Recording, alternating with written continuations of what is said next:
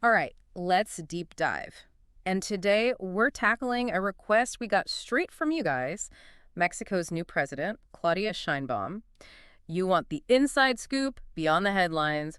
We're here for it because her story, it's way more interesting than just, your typical politician's resume. Oh, absolutely. I mean, you don't see too many world leaders with a PhD in energy engineering, right? Right. And over 100 scientific articles published under her belt. This isn't just someone who dabbled in science for a hot second. She lived it. Exactly. And it makes you wonder, does a background like that change how you lead a country? Does it change your perspective, your approach to problem solving? Those are the questions we're going to be exploring today. But first, let's back up a bit for those who don't have her whole bio memorized. Of course.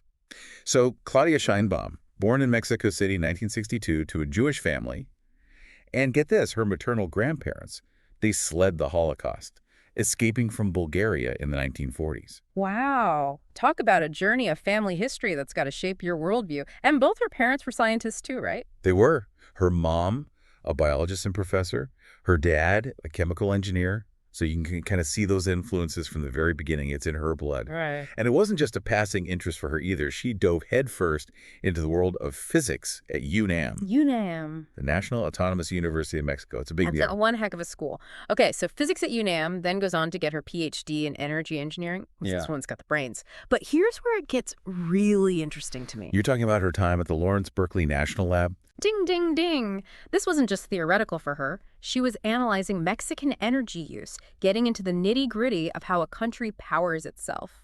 And this is crucial, I think, to understanding her later policy decisions. That focus on sustainability, on energy. It's a thread that runs through her whole career, even before she entered the world of politics. Absolutely. One example that really jumped out at me, she studied their transportation sector. Now, I don't know about you, but my eyes usually glaze over during most energy talks. Yeah, it could be a bit dry. But this is about how people move, how cities function. That's relatable. Totally. And this is where her path diverges from a lot of academics. Because during her time at UNAM, she wasn't just hitting the books. She was involved in student activism. Hold on, so she was out there protesting, organizing. What was the cause? Well, that activism, it actually ended up being the seed for the PRD party, which gives us an early glimpse into her political leanings. So we see that passion, that drive to make change, kind of bubbling up early on. But how does she go from like lab coats to city hall? That's a heck of a leap. It is, and it's important to remember, it was a gradual transition. She started by serving as the Secretary of the Environment in Mexico City. Okay, so putting that knowledge to work on a bigger scale. When was this? This was back in the early 2000s, and get this, under then head of government, Andres Manuel Lopez Obrador. Remember that name? Oh, I see where you're going with this. Foreshadowing. But tell me more about her time in that role. Any big wins? Well, one of the key achievements during this period was the introduction of the Metrobus, that bus rapid transit system. Yeah. Remember, her research at Berkeley, it focused a lot on transportation, so it's no surprise to see her championing something similar in Mexico City. Really shows her early commitment to tackling urban challenges head-on. Okay, so we've got the science background. Now she's getting that practical experience in government. But she was also the mayor of Tulpan, right? Exactly, from 2015 to 2017. But this period wasn't without its controversies, and understanding these events, well, it's crucial because, frankly, they still follow her today. Oh, juicy. Okay, hit me with the highlights. So first, there was this whole demolition of a chapel that had been deemed illegally built. And while the demolition itself, many considered it necessary, but the way it was handled, it sparked a lot of outrage, raised some questions about her leadership. So maybe a good idea in theory, but the execution wasn't quite there. Tough spot. Right. And then, of course, you have the devastating 2017 earthquake, Mm-hmm. the collapse of the Colegio Rebsamen school. Just awful. Many children died. And it was later revealed that there were some zoning violations with the building. Oh, wow. Yeah, I remember that earthquake. Just horrible. So she was mayor when that happened. Talk about a trial by fire. It was an incredibly difficult time for the entire city, of course. And as mayor, Sheinbaum faced intense scrutiny. Now, it's crucial to remember there are always many sides to these kinds of stories, layers of complexity. We're not here to pass judgment or anything. But it's important to know that these events, they tested her leadership, raised questions about her decision-making, and frankly, they continue to be points of debate, even today. Okay, so some real challenges even early on in her political career. But then 2018 rolls around and things get really interesting. Sheinbaum becomes the first female head of government of Mexico City. A historic moment for sure. And that close relationship with AMLO, who was by then president, yeah, it definitely played a role. But it wasn't all, smooth sailing and total agreement. Oh, interesting. So tell me, where did they clash? Give me the dirt. Well, they diverged on some pretty significant issues. For example, remember the whole COVID mask debate? How could I forget? AMLO often downplayed the risks, but Sheinbaum, she was much more cautious, urging mask wearing, pushing for stricter measures. So even with that close relationship, she wasn't afraid to go her own way when she felt it was important. I like that. Backbone. But what about her time as head of government more broadly? Besides, the whole navigating a global pandemic thing, what were some of her big focuses? Well, she tackled a lot during her time in office. Crime and policing were major issues she focused on, trying to make the city safer for everyone. And she also made significant efforts to address gender violence, which was and is a major problem in Mexico City. Do you have any specific examples of those efforts, something our listener can really grasp onto? Absolutely. She launched initiatives like the SOS 765 hotline, a dedicated resource for women experiencing violence. And she also spearheaded the creation of what they call walk-free, walk-safe pathways. These are basically designed to improve women's safety in public spaces. So tangible steps she took to try and address a really critical issue. Exactly. And those are issues that resonate far beyond just Mexico City, right? But what about the environment? Knowing her background, I have a feeling that was high on her list of priorities. Oh, you better believe it. That was a big one. She introduced this whole new 6-year environmental plan for Mexico City. We're talking tackling air pollution, Yeah. planting trees, banning single-use plastics. Very ambitious goals. Sounds like she was swinging for the fences, but were those just words on paper, or did she actually manage to make any headway on those goals? She backed them up with action, particularly when it came to public transportation. She oversaw the expansion of the Metrobus system, introduced a cable car system, even pushed for the adoption of electric buses. This was all central to her vision for a more sustainable city. Okay, so she's making some bold moves, tackling these big, complex problems. But it wasn't all smooth sailing, was it? There was that tragedy with the metro, right? Unfortunately, yes. In 2021, a section of Line 12 of the Mexico City Metro collapsed, resulting in dozens of deaths. It was a devastating event that really put a huge spotlight on infrastructure issues in the city. And I'm guessing it brought a wave of criticism down on her leadership. Oh, absolutely. It was a defining moment in her tenure as head of government. How she responded to this tragedy, how she addressed the concerns of the people. It really tested her leadership on a whole new level. It's like that saying, you don't really know someone until you see how they handle a crisis. And for her, this was a major crisis. So after all of this, after the highs and lows of leading Mexico City, she decides to run for president in 2024. That's bold. It was a whirlwind year, that's for sure. She resigned from her position in June 2024 to seek the presidential nomination from Morena, her party. Remember that name from earlier? Marcelo Ebrard. Oh, right. From her time as Secretary of the Environment, if I'm remembering correctly. Exactly. He was her main challenger for that Morena nomination. And let me tell you, things got interesting. Oh, I bet. Spill the tea. What went down? Well, she secured the nomination, but Ebrard cried foul, claimed there were irregularities in the process, accusations were flying, tensions were high.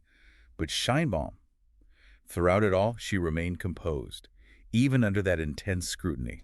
That composure, that ability to stay calm under pressure, that's something a lot of commentators praised her for throughout the whole campaign. Absolutely. And it's something that voters seem to respond to as well. So she wins the nomination, but what about the general election? Was it an easy victory?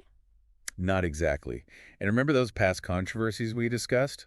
Well, they came back to haunt her during the campaign. You mean the chapel, the school, the metro? Those are some pretty serious shadows to try and outrun. Exactly. They became talking points for her opponents, particularly Xochitl Galvez, the candidate from the opposing coalition. Galvez really hammered on those points, using them to question Sheinbaum's judgment, her ability to lead. So how did Sheinbaum respond? Did she address those criticisms head on? She did. She acknowledged the controversies, but maintained that she had learned from those experiences, grown as a leader, emphasized her commitment to transparency, to accountability, and to always putting the needs of the people first. So did the voters buy it? Well, the results speak for themselves. Despite the attacks, despite the pressure, she won the election in June 2024. And not just to win a landslide. A historic landslide, right?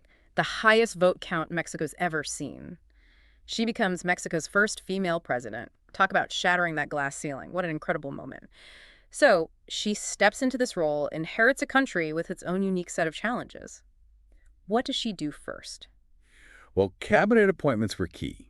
She chose this mix of familiar faces from AMLO's time, signaling some continuity, but also brought in some fresh perspectives. It was a balancing act from day one. You balance those expectations, right? Yeah. The old guard and the new ideas. What were some of the early priorities on her agenda? Right out of the gate, she starts talking about Plan C. Plan C. All right, you're going to have to elaborate on that because that doesn't tell me much on its own. What is this mysterious Plan C? So Plan C is this package of 18 constitutional amendments that AMLO had actually proposed earlier in the year.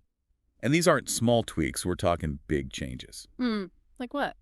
Give me the rundown. Well, one of the major points is raising the minimum wage, but not just a little bit above inflation. It's a bold move to try and tackle inequality.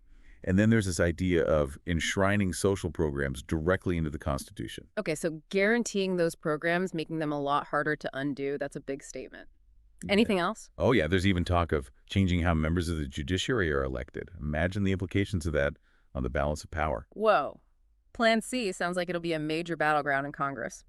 Talk about a bold way to kick off your presidency. Yeah. But Plan C aside, were there any other policies that were getting a lot of attention early on? She made some really interesting moves on social programs, proposing brand new ones specifically for primary school students and for women within a certain age range.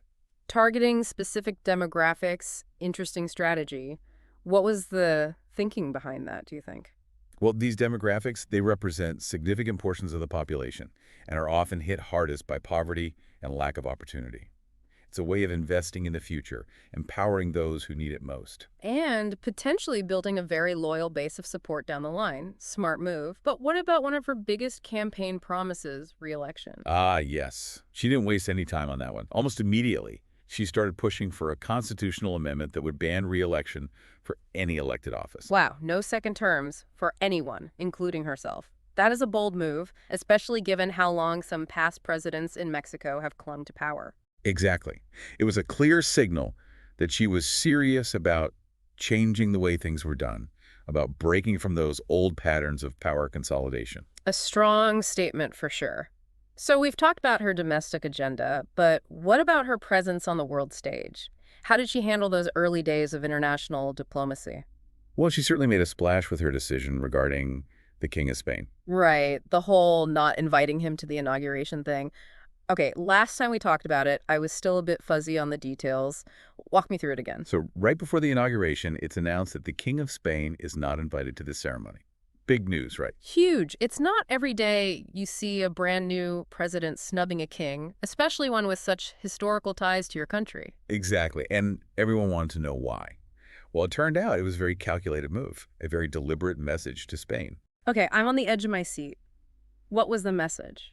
It all stemmed from a letter that AMLO had sent to the king back in 2019. A letter about what? About the Spanish conquest of Mexico. See, AMLO, he's never been shy about addressing historical injustices, and he felt very strongly that Spain needed to formally apologize for the atrocities committed during the conquest. Wow, bringing up history from 500 years ago. That's bold. So this letter was basically AMLO demanding an apology. Essentially, yes. He saw it as a necessary step towards reconciliation, towards healing some of those old wounds. But the king, well, he never really responded to the letter in a way that satisfied AMLO. Ooh, so when Sheinbaum takes office, that tension is still just simmering there. Exactly. And by not inviting the king to the inauguration, she was basically sending a very clear message: we haven't forgotten and we're not backing down. Wow, talk about a power move. So how did Spain take it? Not well. They were furious. They ended up boycotting the inauguration altogether, and it sparks a pretty big diplomatic spat between the two countries. So much for a smooth start to international relations. Right. But it definitely got people's attention.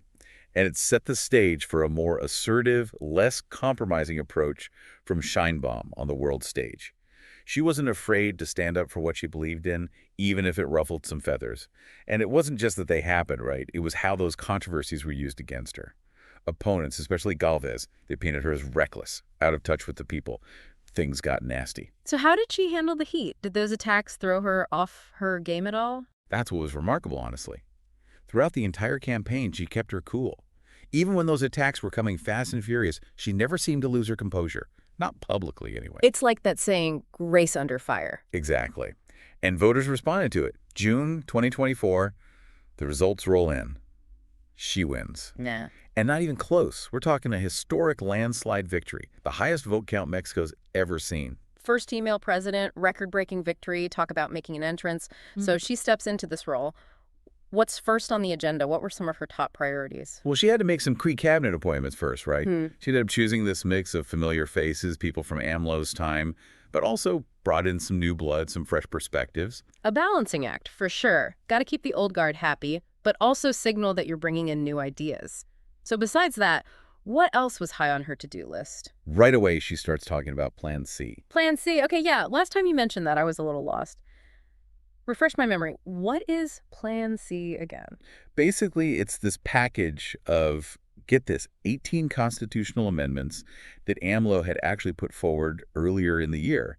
And these aren't just like minor tweaks. We're talking some seriously big changes here. Okay, like what? Give me the rundown. What kind of big changes are we talking about? Well, for one, there's this major proposal to raise the minimum wage. And not just by a little bit either. We're talking raising it above inflation. Wow, that's ambitious. Right. Especially with inflation being what it is these days. Right. It's a bold move, definitely designed to address inequality head on. And then there's this idea of taking all of those social programs and actually enshrining them in the Constitution. So making them much harder to undo, guaranteeing them for the future, that's a powerful statement. Anything else? Oh, yeah. And get this, there's even talk of changing how members of the judiciary are elected. Whoa, now that is interesting. What would that mean in practical terms, do you think? I mean, imagine the implications for the balance of power. The judiciary, the executive branch. Yeah. Things could get very interesting very quickly. Plan C is shaping up to be a pretty major battleground, it sounds like. Definitely a bold way to kick off a presidency. But okay, besides Plan C, were there any other early policies or initiatives that were attracting attention? Definitely. She made some pretty significant moves on social programs. Specifically, she proposed these brand new programs aimed at primary school students, and then another one focused on women within a certain age range. Interesting. So very targeted demographics with those initiatives. What do you think the strategy was there? Well, I think it's pretty clear those demographics, they represent a significant portion of the population, and they're often hit the hardest by poverty, lack of opportunity. So I think it's about investing in the future, empowering those who need it most. And potentially building a very solid base of support for the future. Smart move. Okay, so social programs, big constitutional changes. What about one of her other big campaign promises, re-election? Did she follow through on that? Oh, absolutely. She didn't waste any time on that front. Almost as soon as she took office, she started pushing hard for a constitutional amendment that would effectively ban re-election for any elected position. Wow. No second terms for anyone, including herself. That's a pretty huge deal, especially when you consider how long some past presidents in Mexico have clung to power. Exactly. And that's why it was such a powerful statement, I think. She was sending this really clear message that she was serious about changing the way things were done, about breaking from those old patterns of, power consolidation. And that's what makes her so fascinating, right? She's this blend of contradictions, a scientist who's also a really savvy politician, this AMLO protege, but also forging her own path. Definitely a leader to watch. Yep. So we've covered a lot of ground here, from those early days in the lab all the way to the world stage. But as we wrap up this deep dive, what's the one thing you want our listener to walk away remembering about Claudia Sheinbaum? What's the key takeaway? I think it's that she really defies easy categorization. Mm-hmm. She's a scientist, she's a politician, she's a history maker, and she could be a truly transformative figure for Mexico. But whether she succeeds, how she navigates these enormous challenges, well, that's a story that's still being written, isn't it? And that, my friends, is why we deep dive, to go beyond those, surface level takes and really try to get a sense for the players, what's at stake. To our listeners out there, keep an eye on Sheinbaum, keep digging deeper, because this is one story you definitely don't want to miss. And on that note, that's a wrap on our deep dive today. Thanks for joining us.